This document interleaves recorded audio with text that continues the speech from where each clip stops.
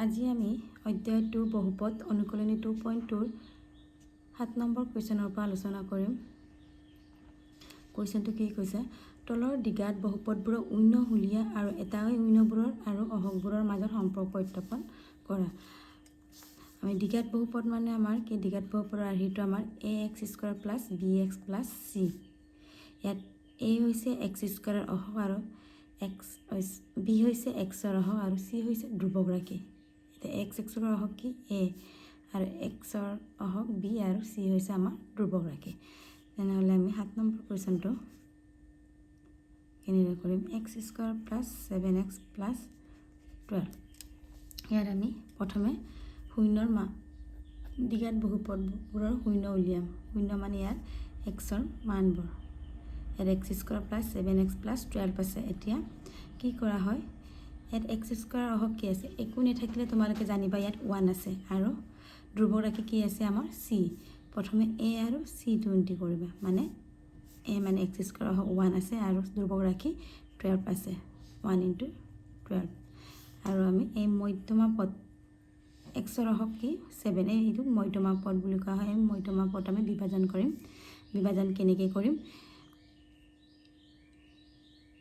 a আৰু c ৰ মানটো পূৰণ কৰি, ইয়াত a ৰ মান 1 আছে, 1 দিলোঁ আৰু c ৰ মান 12 × 12 আৰু কি কি পূৰণ কৰিলে তোমালোকে 12 পাবা, 4 × 3 = 12, আকৌ 6 × 2 = 12। ইয়াত তোমালোকৰ এই তিনিটা মান, এই তিনিটাৰ কোনটো বহাবা ইয়াত বিভাজন কৰোঁতে, ইয়াত চিৰ আগত কি আছে প্লাছ, প্লাছ চিন বহাই আমি এই মধ্যমা পদটো পাব লাগিব, মানে 7টো। তেনেহ'লে এই তিনিটাৰ ভিতৰত আমি 4 + 3 কৰিলে আমি কি পাওঁ 7, x² plus 4 plus 3x plus 12। ইয়াত তোমালোকে 7 আমি 5 + 2 কৰিও পাওঁ, এইবুলি আমি 5 + 2 বহাব নোৱাৰোঁ, কাৰণ a আৰু c ৰ মানটো পূৰণ কৰিহে আমি আকৌ যদি ধ্ৰুৱক ৰাশি, এইটো আমাৰ চিৰ আগত প্লাছ থাকিলে প্লাছ কৰি পাব লাগিব মধ্যমা পদটো, আৰু বা মাইনাছ থাকিলে মাইনাছ কৰি পাব লাগিব। তেনেহ'লে x² এই xটো ইনটু কৰিম 4x প্লাছ 3x প্লাছ 12। আগৰ ভিডিঅ'বোৰটো দিয়া আছে, এইটো আকৌ ইয়াৰ পৰা x এটা কমন ল'ম, x প্লাছ 4, আকৌ ইয়াৰ পৰা কি কমন ল'ম 3, x প্লাছ 3 × 4 = 12, আকৌ x প্লাছ 4 আছে, আকৌ আমি কমন ল'লোঁ, কি থাকিলে x, ইয়াত থাকিলে প্লাছ 3। এতিয়া শূন্যকেইটা কি হ'ব, নিৰ্ণয় শূন্য। ইয়াত চোৱা x প্লাছ 4 = যদি 0 হয়, আমি x প্লাছ 4 = 0 হয়, তেন্তে x = কি হ'ব -4। এইটো লিখি দিলেও হ'ব, কিন্তু তোমালোকে জানি ল'ব লাগে। আৰু যদি মাইনাছ হয় তেতিয়া কি হ'ব, যদি মাইনাছত থাকে কি হ'ব প্লাছ, তেনেকৈ। তেনেহ'লে ইয়াত x প্লাছ 4 কি হ'ব -4, আকৌ x প্লাছ 3 কি হ'ব -3। এইটো তাৰপিছত আমাক কি কৈছে, এই শূন্যবোৰৰ মাজত অহকবোৰৰ মাজত সম্পৰ্ক স্থাপন কৰা। শূন্যবোৰ আমি কি পালোঁ, -4 আৰু -3 পালোঁ। আৰু অহক বুলি ক'লে আমাৰ x² অহক আমাৰ a আছিলে, ইয়াত কি আছে 1। তেনেহ'লে ইয়াত কি আছে আমাৰ a ভেলু 1, b ৰ ভেলু কিমান 7, আকৌ c ৰ ভেলু কিমান 12। এতিয়া আমি ইহঁতৰ সম্পৰ্কবোৰ কি, শূন্যবোৰৰ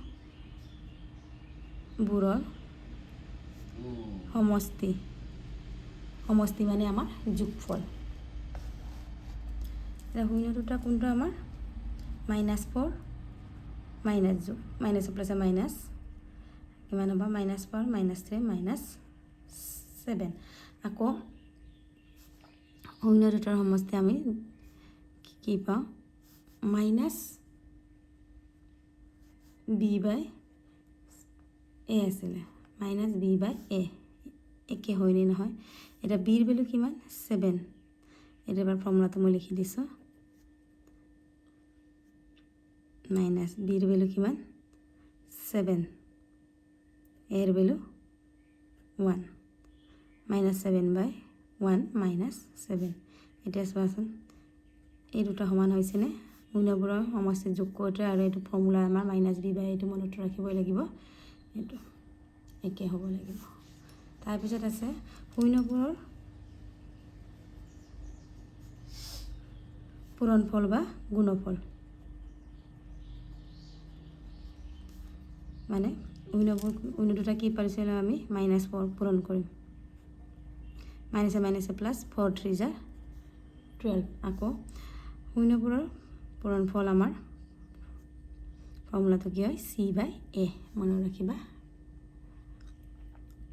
এতিয়া চিৰ ভেলু কি আছে 12, এৰ ভেলু 1, 12 একে হৈছেনে আমাৰ একে, এইবোৰে আমাক সত্যাপন কৰিবলৈ কৈছে। আমি এনেদৰে শূন্যবোৰ আৰু হকবোৰৰ মাজৰ সম্পৰ্ক সত্যাপন কৰিব লাগে। এতিয়া নেক্সট 8 নম্বৰ প্ৰশ্নটো চাওঁ, কি কৈছে x² - 4x + 3। এতিয়া চোৱা মধ্যমা পদ 4 আছে আৰু x² হওক 1 আছে আৰু ধ্ৰুৱক ৰাশি 3, তেনে 3 × 1 = 3, 3 × 3, আকৌ 3 + 1 কৰিলে আমি 4 পাওঁ। ডাইৰেক্ট এইটো আমি বিভাজন কৰি দিম, 3 + 1 x + 3, তেনেহ'লে x² 3x মাইনাছে প্লাছে মাইনাছ ব্ৰেকেটটো উঠাই দিম আমি, 1 এৰে xক ইনটু কৰিলে x হয়, আৰু 1টো লিখা নহয়, +3 ইয়াৰ পৰা x এটা কমন আনিলে x - 3 ইয়াৰ পৰা, এতিয়াতো একে মান আছে আমাৰ একে হ'ব লাগে, ইয়াত 1 এটা কমন ল'লে হৈ যায়, x - 3 x - 1 এটাকে শূন্য দুটা কি হ'ব মাইনাছ হ'লে চোৱা x - 3 = যদি 0 হয় এইটো নিলিখিলেও হয়, -3 এফালে গ'লে প্লাছ হয়, আকৌ x - 1 0 হ'লে x = 1 কিমান হ'ব 1,3, সদায় এইটো সৰুৰ পৰা ডাঙৰলৈ লিখিবা। এতিয়া আমাৰ সিহঁতৰ সম্পৰ্ক স্থাপন কৰিম, শূন্য দুটাৰ সমষ্টি, ইয়াত তোমালোকে চোৱা a কিমান আছে 1 নালাগে, b = কিমান আছে -4, c = কিমান আছে 3, শূন্য দুটাৰ সমষ্টি, শূন্য দুটা কোনটো 1 + 1,3 আছিলে, 1 + 3 কিমান হ'ল 4, আকৌ ফৰ্মুলাটো আমাৰ কি আছিলে মাইনাছ b/a, এতিয়া bৰ ভেলু কিমান আছে -4, মাইনাছ অলৰেডি আছে ফৰ্মুলাত, bৰ ভেলু -4 আৰু এৰ ভেলু 1, তেতিয়া মাইনাছে মাইনাছে প্লাছ, এইটো লিখা 4 আৰু 4 একেই হ'ল। এতিয়া আকৌ শূন্য দুটাৰ পূৰণফল বা গুণফল বুলি কোৱা হয়, কনফিউজ হ'ব নালাগে, একে মিনিং C/A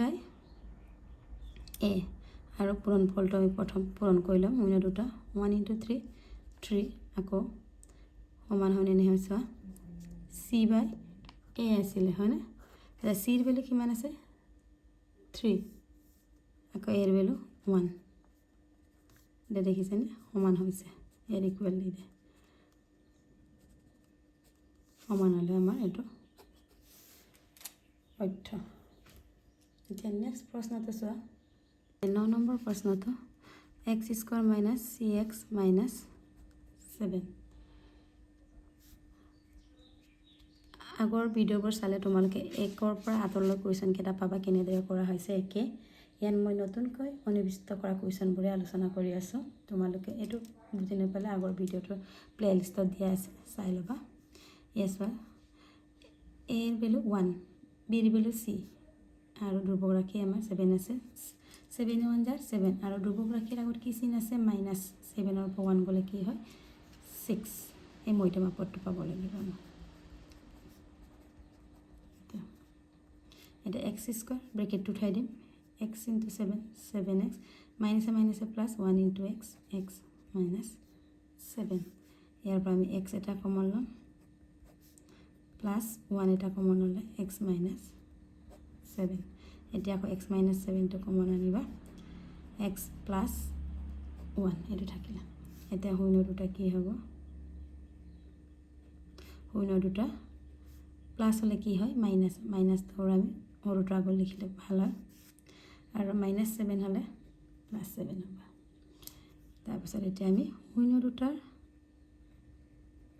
সমষ্টি বা যোগফল লিখিছোঁ, একেই কথা। -1 + 7, -1 + 7 কিমান হয়? 6। আকৌ উত্তৰ মতে আমি দেখাব লাগিব -b/a আছিলে।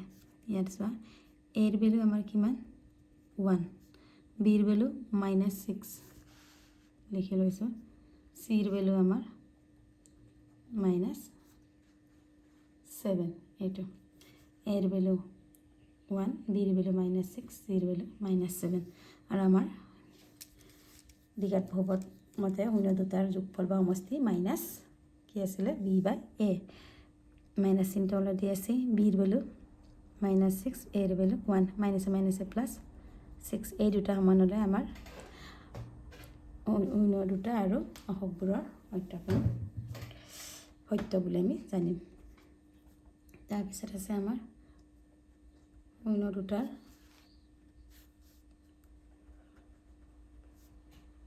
গুণফল বা পূৰণফল। গুণফল মানে পূৰণফলকে বুজায়। তেতিয়া শূন্য দুটা কি আছিলে? -1 গুণফল বা পূৰণফল পূৰণ কৰিছোঁ, কিমান হ'ব? -1 × 7, -7। আকৌ আমাৰ কি হ'ব লাগে? সমান হ'ব লাগে c/a। c ৰ ভেলু 7, -7, a ৰ ভেলু 1, -7/1, 1। এয়া সমান হৈছেনে? সমান। তেনেকৈ এতিয়া 10 নম্বৰ প্ৰশ্নটো চাওঁ। 2x² 5x - 7। চোৱা 2x² - 5x - 7, 7 2 গুণ 14। এটা 7ৰ পৰা 2 গ'লে 5। b কিয় কৰা হৈছে আমি? কাৰণ ইয়াত দুগৰাকী 7 আছে, তাৰ আগত কি চিন আছে? মাইনাছ চিন আছে। 2x² 7 - 2, 5 হ'লনে? x - 7। আকৌ 2x² 7x মাইনাছে মাইনাছে +2x - 7। এতিয়া ইয়াৰ পৰা কি কমন আহিব? x, 2x - 7 পালোঁ, কাৰণ x² পৰা এটা x ল'লোৱে। ইয়াত 2 থাকিলে x থাকিলে, আকৌ xটো আমি বাহিৰলৈ আনিলোঁ, কি থাকিলে? 7। ইয়াততো আমি একেই মান পাইছোঁ, তেনেহ'লে আমি ইয়াত 1 এনে কমন ল'ব লাগিব। সেইটো 2x - 7, x + 1। এতেকে শূন্য দুটা কি হ'ব? আমি শূন্য দুটা চোৱা ইয়াত দেখাইছোঁ 2x - 7 = 0। যদি 0 হয় 2x মাইনাছ এফালে গ'ল 7, +7 হ'ল, আকৌ x ইনটু হৈ আছে, ইকুৱেল এফালে গ'লে ৰাইট চাইডে গ'লে কি হয়? ডিভাইড 7/2। আকৌ x + 1 = 0 হয়, তেনে x কি হ'ব? প্লাছ এফালে গ'লে মাইনাছ। তেনেহ'লে শূন্য দুটা কি হ'ব? -1 আৰু 2x - 7টো কি হ'বগৈ? 7/2। এইটো এতিয়া আমি সত্যাপন কৰিম। শূন্য দুটা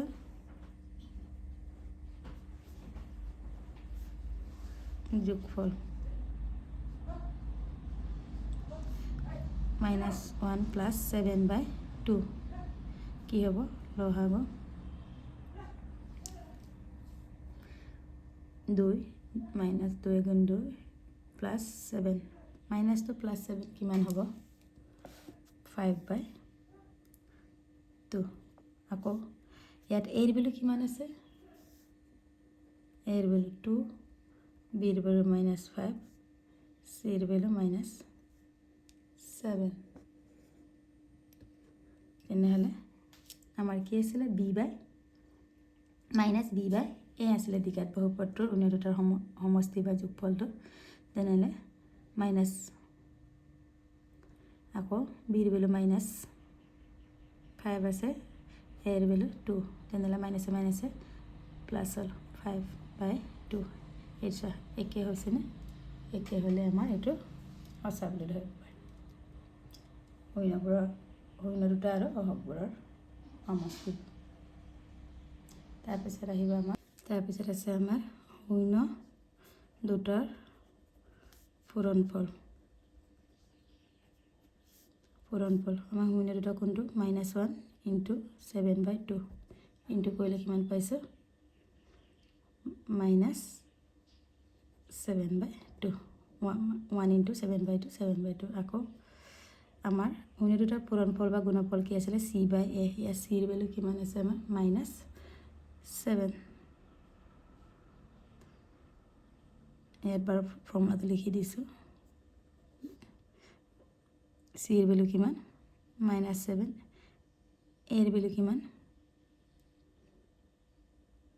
2 এই আছে সমান হৈছেনে সমান এনেদৰে আমি সত্যাপন কৰিব লাগে